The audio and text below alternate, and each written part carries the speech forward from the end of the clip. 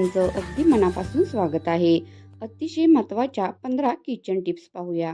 Tip क्रमांक 1. कोथिंबीर आणि हिरव्या पालेभाज्या निवडून कापडात गुंडाळून फ्रीजमध्ये ठेवल्यास जास्त काळ टिकतात.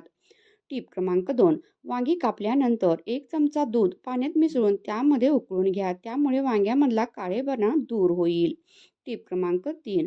अननसाचा शिरा बनवताना अननसाचे तुकडे काही वेळ साखरेत शिजवून घ्यावेत.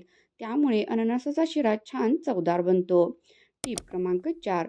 पालक करी बनवताना पालक गरम पाण्यात शिजवल्यावर लगेचच बर्फाच्या पाण्यात टाकावे. त्यामुळे पालकाचा हिरवेपणा कायम राहतो. 5. हिरव्या मिरच्या चमच्याने किंवा पकडीने हळूहळू ठेचाव्यात आणि मीठ टाकून उन्हामध्ये वाळवाव्यात. या मिरच्या हवाबंद ठेवल्याने वर्षभर वापरता येतात. 6.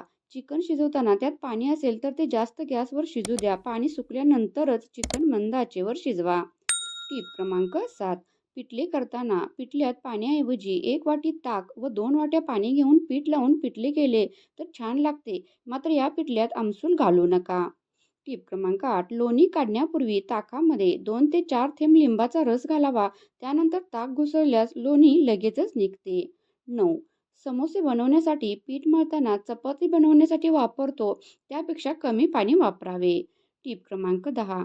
कडधान्य शिजण्यास वेळ लागत असल्यास त्यामध्ये आंबट चुक्याची 2 ते 4 पाने टाकल्याने कडधान्य लगेच शिजतात. टिप क्रमांक 11. अळूवडी खाताना घशात खवखव होऊ नये यासाठी पिठात थोडा लिंबूचा रस टाकावा. टिप क्रमांक 12. पालकाची पातळ भाजी करताना नारळाचे दूध घालून तूप व जिऱ्याची फोडणी मिरची घालून केली तर चव छान लागते. टिप क्रमांक 13. शेपूच्या भाजीमध्ये पालक चिरून घातल्यास शेपूचा उग्रवास कमी होतो आणि भाजी छान चविष्ट लागते. टिप क्रमांक 14. अंड्याला उकडण्याआधी पिन टोचून एक लहान छिद्र केल्यास टरफल अगदी सहज काढता येतात. टिप क्रमांक 15. इडलीचे पीठ पातळ झाल्यास थोडे पोहे मिक्सरमध्ये बारीक करून पिठात टाकावे. कमेंट करून कळवा तुम्हाला आजच्या टिप्स कशा वाटल्या. चला भेटू नेक्स्ट व्हिडिओमध्ये.